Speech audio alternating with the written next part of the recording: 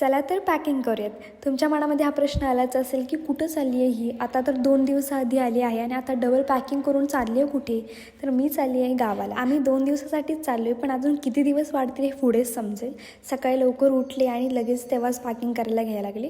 थोडंफार साहित्य होतं ते भरलं आणि छोट्याशा बॅगमध्येच मी माझं जेवढं साहित्य होतं ते 2 दिवसाचं भरून घेतलं.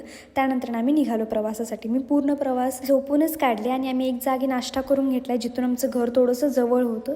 तिथून पुढे आम्ही घरी निघालो. जेव्हा शेळी, कोंबड्या, डोंगर, हिरवं झाडे, रान हे सगळं दिसतं ना, तेव्हा खरंच वाटतं की आपण गावामध्ये आलो आहोत. आणि आज पहिल्यांदाच मी कुठेतरी गावाला जाऊन जेवण बनवलं आहे. म्हणजे मी फक्त चपात्या बनवलेल्या आहेत.